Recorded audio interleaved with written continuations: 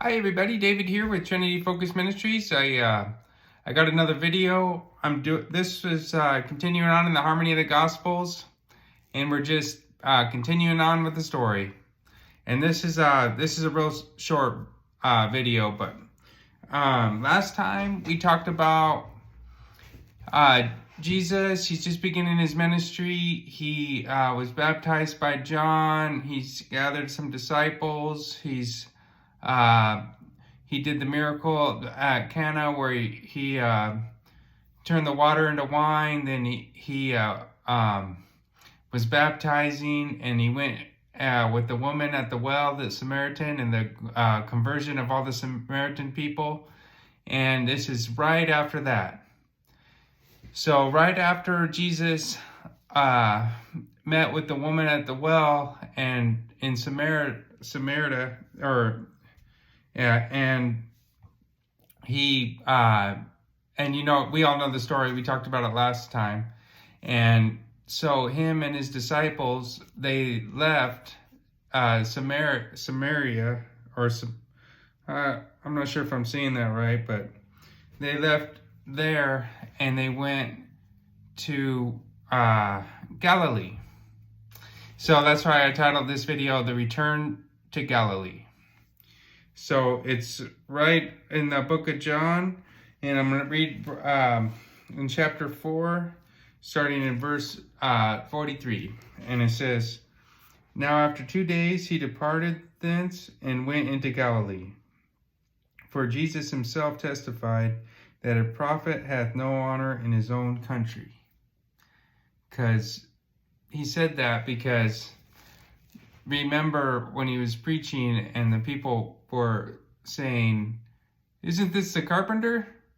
Who's it?" Or, you know what I mean? He's saying that a prophet in his hometown, it's hard to get people to believe what he's saying or to even respect him as a prophet. But then he says, for Jesus and then in 45 it says, "Then when he was come into Galilee, the Galileans received him, having seen all the things he did at Jerusalem at the feast, for they also went unto the feast. So Jesus came again into Cana of Galilee, where he made the water wine. And there was a certain noble man whose son was sick at Capernaum." So he's right back where he made the water into wine at the wedding. And then it says, "When he had heard Jesus was come out of Judea into Galilee, he went unto him and besought him that he would come down and heal his son." This is the nobleman. "For he was at the point of death." So this guy, he's of high stature. His son's sick. He hears that Jesus is coming back, and he's thinking, I got to talk to this guy. Maybe he could help my son. And so then said Jesus so he found him, and this is what Jesus said to him. "Then said Jesus unto him, Except ye see signs and wonders, you will not believe. And the nobleman said unto him, Sir, come down ere my child die." Basically what he's saying is, please come with me or my kid's gonna die. And then Jesus said unto him, Go thy way, thy son liveth. The guy's like probably thinking, what are you talking about? My son's sick. He's like, okay. And the man, but that's what most people would have thought. But this is what this guy thought. The guy said, "And the man believed the word Jesus had spoken unto him and went his way." So he believed, since Jesus said that his son would be fine. He's like, all right. And so he went his way. And as he was going down, his servants met him and told him, saying, "Thy son liveth." So before he even gets home, his servants come to him and say, hey, your son's good. And then it says, and they inquired he of them the hour when he began to amend. So he's basically asking them, well, when did this happen? When was he healed?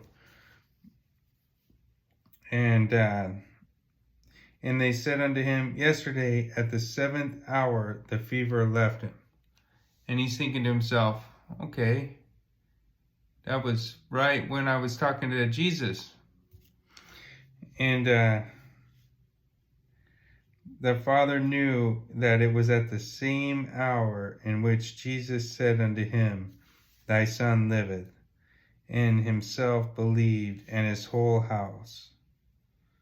So, this is amazing, because Jesus, he did a lot of miracles, but in this instance, he didn't even go to the house. He didn't lay hands on him. He didn't, all he did was say, your son's fine.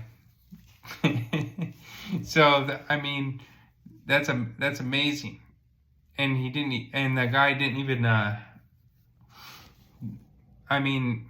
bet his disciples were thinking, wow, he could heal somebody and not even be there.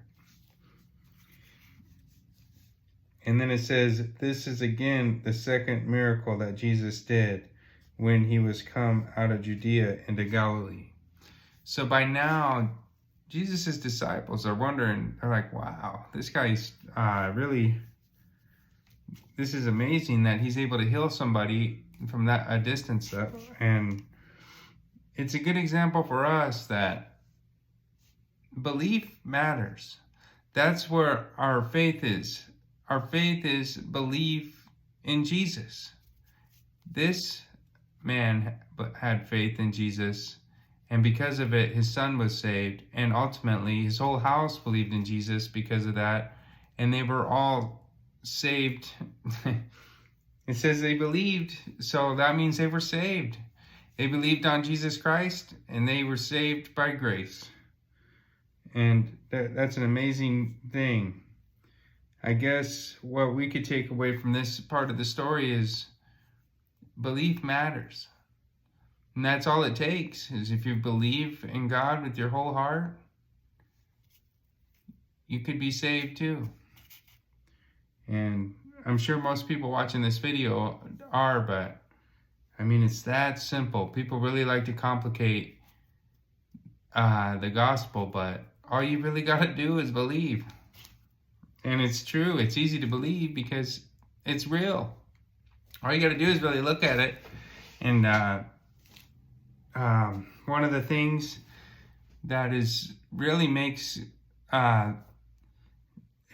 Christianity believable is that it's all rooted in fact. Jesus really did live, and all these miracles really did happen. And you know what really proves it? The fulfilled prophecy. The Bible's full of prophecy that's been fulfilled. And really, only a small percentage of the prophecy has yet to be fulfilled.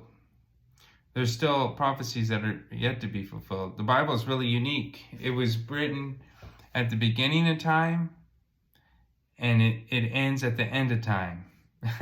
You have all history in the book of the Bible, and it's perfect in every way. The King James Version. But, well, that was it for this video. I thank you guys for watching, and I hope you guys have a blessed day, and we'll continue on the story next time.